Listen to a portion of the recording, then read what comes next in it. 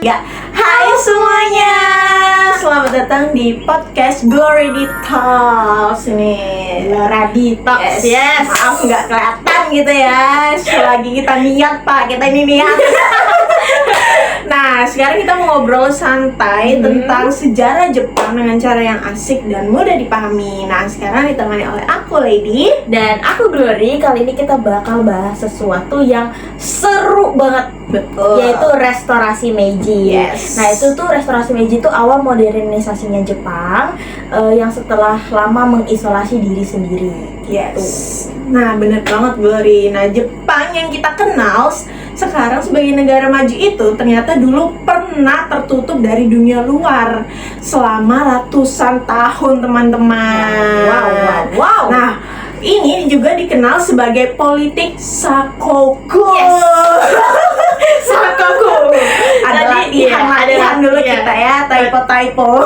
Tadi dia sempat typo. Yes. Sokaku dia bacanya. Oke. Yang benar adalah Sakoku. Nah, di segmen pertama ini kita bahas soal Sakoku ya. Yes. Dari tahun 1639 sampai 1853. Nah, Jepang itu menjalankan kebijakan isolasi total ya. Jadi Yes. orang Jepang nggak boleh keluar, orang luar nggak boleh ke Jepang. Betul. Gitu. Nah, bahkan satu-satunya negara Eropa yang masih boleh dagang bersama Jepang waktu itu cuma Belanda.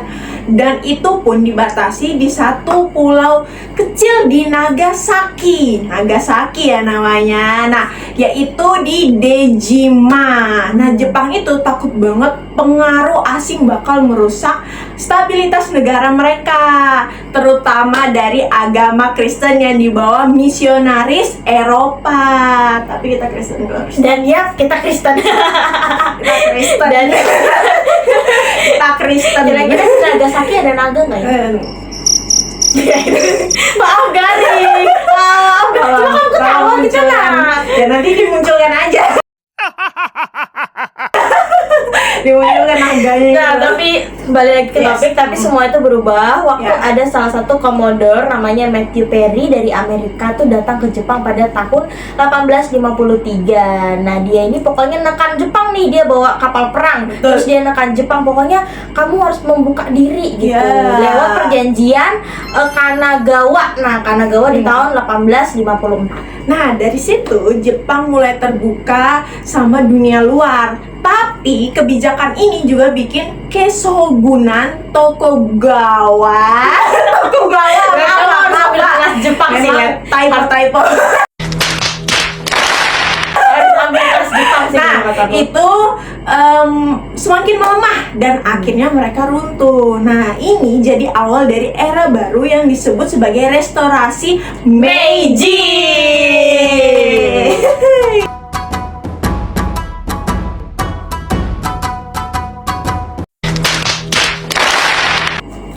Nah, sekarang kita masuk di segmen restorasi Meiji. Kita mendalami restorasi Meiji lagi nih.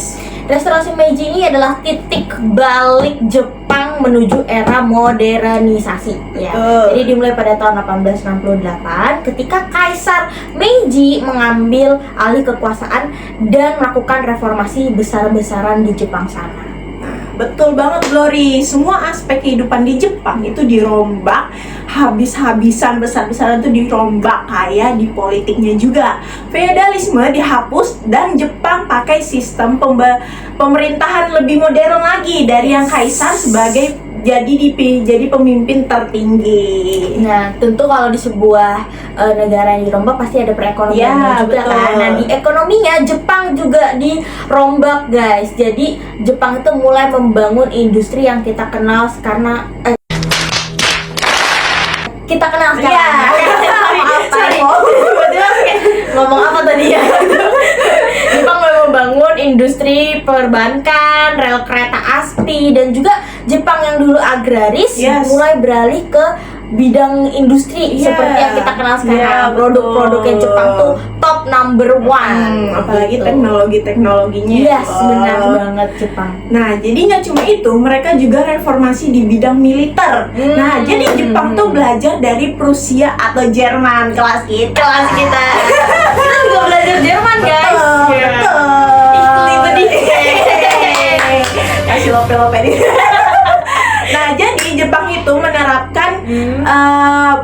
bidang militer, yaitu wajib. Nah, itu wajib ya teman-teman. Nah, hasilnya Jepang jadi kekuatan militer yang kuat dan juga nantinya bisa mengalahkan Rusia dalam perang Rusia dan Jepang dari tahun 1904 sampai 1905. Berarti dia sama ya kayak Ya, Korea ya. Korea ya, kan betul. juga wajib militer. Ya. Pacarku aja. Sedih, pacarku wajib militer. Oke, selain di militer, ekonomi dan lain-lain, Jepang juga pendidikannya top nomor 1. Betul. Yes, karena di pendidikan juga nggak ketinggalan nih Jepang ini ya. Yes. Jepang ini ngirimin banyak banget murid-muridnya ke luar negeri buat Ya, belajar. betul. Terus dia juga menerapkan sistem pendidikan itu wajib, ya, tidak putus sekolah, Betul. wajib, tidak dikabudak. Pelan-pelan. Ya, Jepang ini ngirimin banyak murid ke luar negeri dan juga mereka menerapkan sistem sistem sekolah itu wajib. Jadi nggak heran ya guys kalau Iya. Jepang itu berkembang pesat banget Iya, di sana. karena anak-anaknya juga pintar. Kita juga pintar. Kita juga pintar. Contohnya podcast. Yeay. Bang Faris 100 ya. Oke, kita cutting ini. Sudah lanjut. Nah, jadi semua reformasi ini bikin Jepang berani ekspansi ke negara lain termasuk Indonesia. Masuk.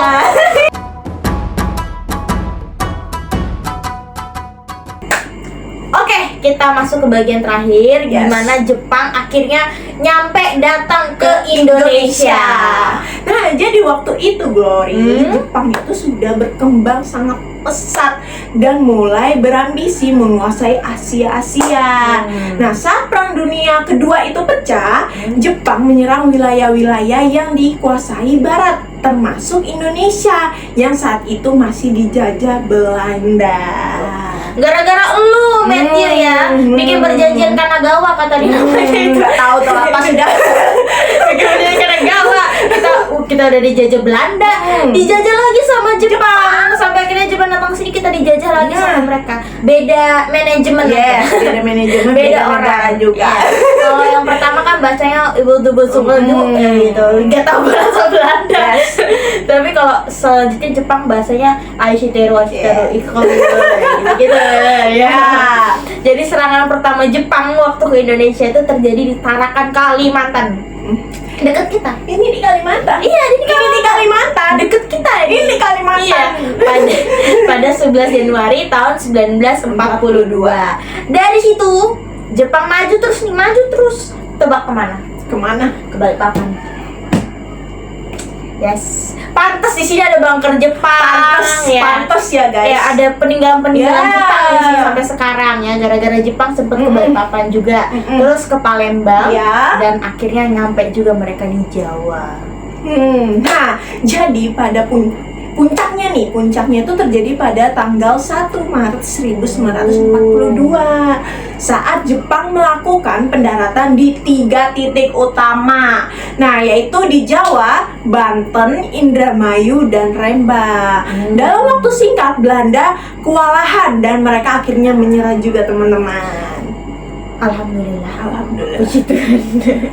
Nah, dan pada 8 Maret 1942 terjadilah perjanjian Kalijati di Subang, Jawa Barat yang ikonik itu. Ya. Karena perjanjian Kalijati itu kan ikonik banget ya, Lady ya. Yes. Nah, karena perjanjian ini Belanda akhirnya nyerah tanpa syarat. Wow. Dan akhirnya Indonesia resmi di bawah pendudukan Jepang. Wah, ini jadi babak baru dalam sejarah Indonesia ya. Nah, walaupun Jepang awalnya datang dengan slogan Asia untuk Asia, kenapa? Katanya. Tapi ternyata masa pendudukan Jepang justru penuh penderitaan bagi masyarakat Indonesia, Kenapa guys. sih hal-hal kecil gini mesti bohong? Iya, kenapa? Asia untuk Asia, apa yang untuk Bohong, Asia? bohong. Sekali. Bohong. Bener banget sih sebenarnya, tapi ya kalau dipikir-pikir lain, kalau dipikir-pikir lagi ya, di sisi lain kependudukan penduduk Jepang ini juga berperan besar juga bagi Indonesia Ya, ya. betul. Contohnya tuh yang paling banyak kita lihat itu adalah membangkitkan semangat nasionalisme ya, dan akhirnya mengarah kita untuk kemerdekaan Indonesia pada tahun 1945.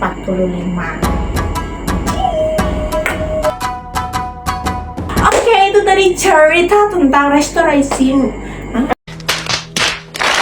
Restorasi. Maaf, baru awal. Restorasi Meiji dan awal masuknya Jepang ke Indonesia, teman-teman. Nah, dari kebijakan isolasi Sakoku, modernisasi Jepang sampai akhirnya Jepang menjelajah Indonesia.